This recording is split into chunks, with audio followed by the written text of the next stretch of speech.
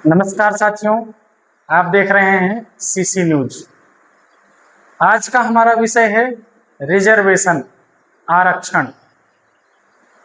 आज का विषय हमारा आरक्षण का इसलिए भी है क्योंकि इस समय पूरे देश में आरक्षण के प्रति फिर से जो माहौल खड़ा किया जा रहा है उसके बारे में हम सभी ठीक प्रकार से जाने कि आरक्षण क्या होता है या कहाँ लागू होता है, इसका लाभ किसको मिलता है और इससे किसको हानि होती है, और रिजर्वेशन हटाया जा सकता है कि नहीं हट सकता है, और इसमें पक्ष के कुछ अपने तर्क हैं और विपक्ष के कुछ अपने तर्क हैं जो अपने स्तर से हम सभी समझने का प्रयास करेंगे।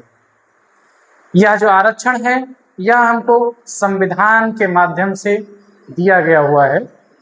संविधान में जो आरक्षण दिया गया था, वर्तमान में जो यह आरक्षण मिलता है यह जाति के आधार पर मिलता है। इसमें सरकारी नौकरियों में, शिक्षा में और राजनीति में कुछ सीटें आरक्षित की जाती हैं, उसी को आरक्षण कहते हैं। जैसे इन सभी जगहों पर हम देखेंगे एससी जो रहते हैं उनके लिए 15% का रिजर्वेशन तय रहता है, उनकी सीटें 15% आरक्षित रहती हैं। और जो एसटी समाज के लोगों के लिए है उनके लिए 7.5% सीटें आरक्षित की जाती हैं, और ओबीसी से संबंधित लोगों के लिए 27% की सीटें आरक्षित रहती हैं। अभी मोदी सरकार ने संविधान में कुछ संशोधन करके उसमें ईडब्ल्यूएस भी लागू किया है, जिसमें जनरल कैटेगरी के जो आर्थिक रूप से पिछड़ गए लोग हैं उनको भी 10% का आरक्षण मिलता है। अगर आप पूरे कार्य में देखेंगे तो उसमें आपको 59.5% का आरक्षण दिया जाता है। बाकी का जो 40.5% रहता है उसमें सामान्य वर्ग के लोग या अन्य भी लोग उसमें शामिल होते हैं। आरक्षण का एक ऐसा विषय है कि यदि आप पक्ष में बात करेंगे या विपक्ष में बात करेंगे तब दोनों लोगों के लिए, जो उसको मानने वाले लोग हैं जिनको इसका लाभ मिलता है वह नाराज हो जाएंगे, अगर आप इसके विपक्ष में बात करेंगे तो जिनको मिल रहा है वह नाराज होंगे, और अगर आप इसके विपक्ष में कुछ बातचीत करते हैं तो जिनको नहीं मिल रहा है वह लोग नाराज होंगे। लेकिन आरक्षण को हमको ठीक प्रकार से समझना होगा। देश की आज़ादी के बाद जब डॉक्टर भीमराव अंबेडकर जी ने यह आरक्षण दिया, इसके पीछे हमको गहन अध्ययन करना चाहिए।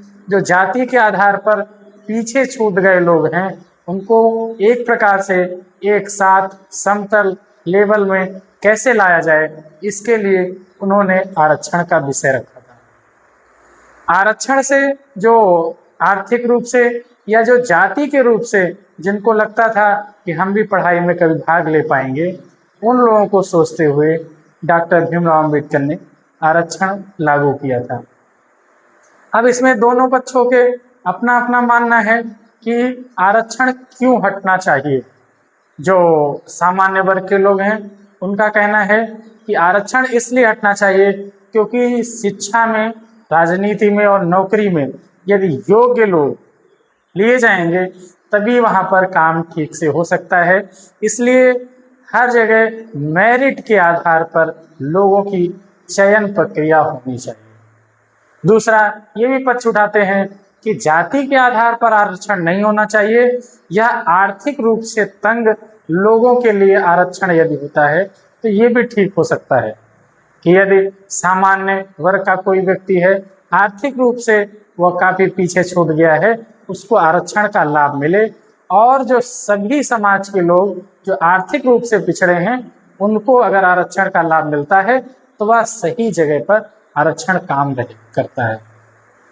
आप अगर देखेंगे, जैसे उनका कहना है कि यदि एससी, एसटी, ओबीसी में किसी के घर में सरकारी नौकरी है, आर्थिक रूप से संपन्न परिवार है, लेकिन फिर भी संविधान के अनुसार उनको आरक्षण प्राप्त होता है, बस इसी का विरोध वह लोग करते हैं। लेकिन जो आरक्षण का जिनको लाभ मिलता है और आरक्षण जिनके लिए है, उनका तर्क है कि कई वर्षों तक हमारे साथ भेदभाव हुआ, शिक्षा जो कि केवल जो सामान्य वर्ग के लोगों के लिए ही रहती थी, जो निचली कास्ट थी उन लोगों को पढ़ने का अधिकार नहीं था। लेकिन आरक्षण जो बाबा साहब भीमराव अम्बेडकर ने दिया है उसके लिए अभी हम सब लोगों को यह आरक्षण लगातार मिलना चाहिए, क्योंकि अभी आप देखेंगे उनका ये भी कहना है कि आप जाति व्यवस्था के नाम पर ब्राह्मण सबसे ऊपर रहते हैं, सामान्य वर्ग के लोग जो निचली कास्ट के लोग होते हैं उनके छुआछूत का विषय, अन्य कई सारे विषय जो समाज में प्रचलित रहते हैं, जो हम सभी के ध्यान में भी हैं। जो लोग कहते हैं कि प्रताड़ना हुई है, आरक्षण का लाभ इसीलिए वह आरक्षण न हटने की बात करते हैं। तो हमारा मानना है कि आप इस विषय पे दोनों पक्षों में बैठ के वार्ता होनी चाहिए और इस पे विशेष गहन चिंतन वार्ता होनी चाहिए, जिससे इसके जो फैक्ट्स हैं वो नई पीढ़ी को जानकारी में आने चाहिए, या बहकावे में ना आकर कि हमको आरक्षण मिलना चाहिए नहीं मिलना चाहिए। इस पक्ष से यदि हम बातचीत करेंगे तो इसका कोई हल निकलने वाला नहीं है। इसलिए हम सभी आपस में बातचीत करके इस पे गहन चिंतन मंथन करके इसका अगर हल निकालेंगे तो बहुत अच्छा रहेगा। आपकी क्या राय है आरक्षण पर, इसके लिए आप हमें कमेंट सेक्शन में बता सकते हैं। धन्यवाद।